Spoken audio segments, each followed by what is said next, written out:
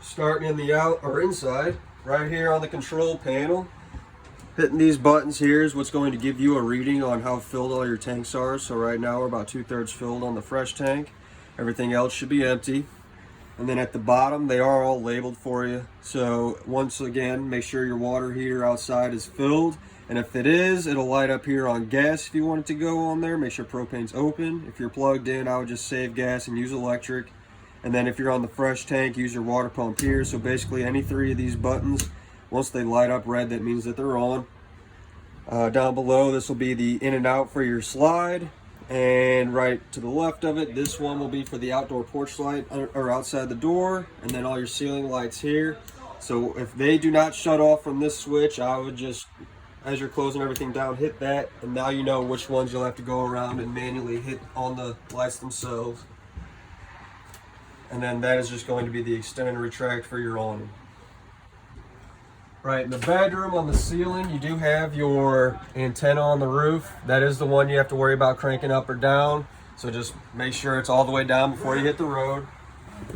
And then right here on the wall, you have your carbon monoxide detector, which is a 9-volt battery. Plenty of storage up here. All these lights you do have to hit on the fixtures themselves. And then on the other side of the bed, you'll have your emergency exit.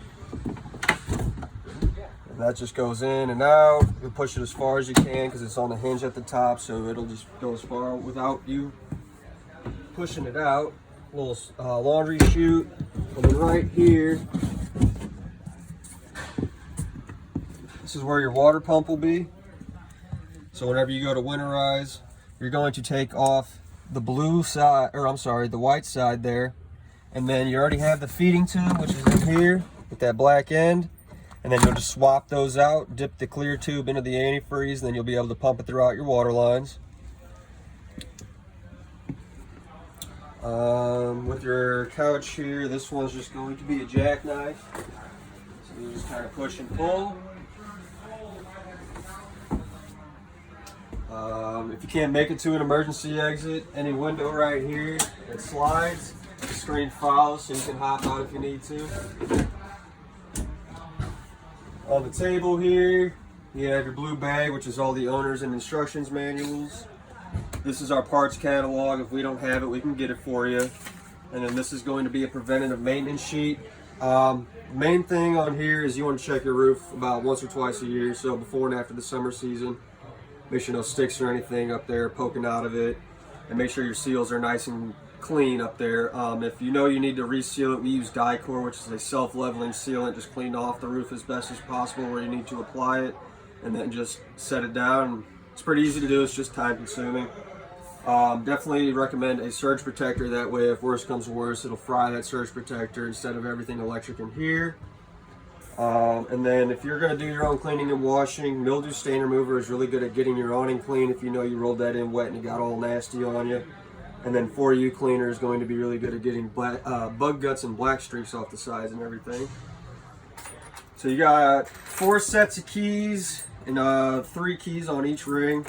The purple keys for the door, the silver key or brass key should be for the compartments, and then the black one will also be for, I think it's the back compartment on the driver's side.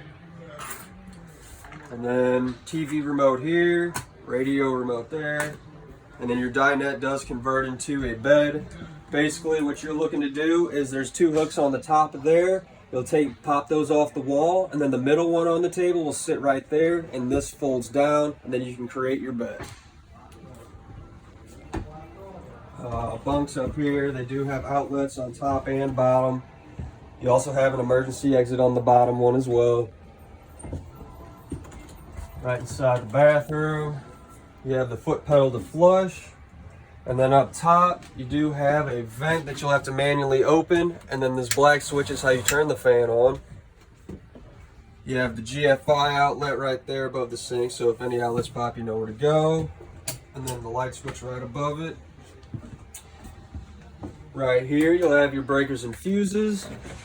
Lots of 15s, couple 40s, and then everything is roughly labeled for you. I would get a handful of regular automotive fuses for some backup. And then below that to the left, that is your gas detector there.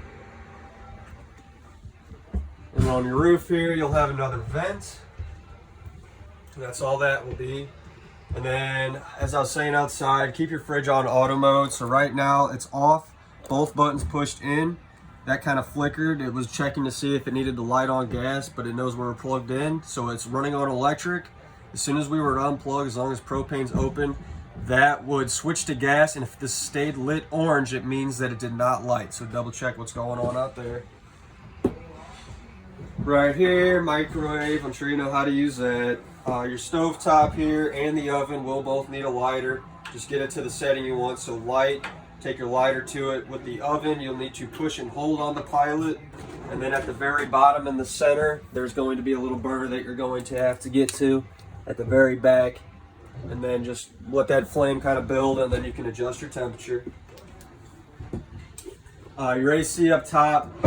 You have this thing here, so basically once this is closed, it'll go to all the vents. If you want it to kind of cool down a little quicker, just leave that open.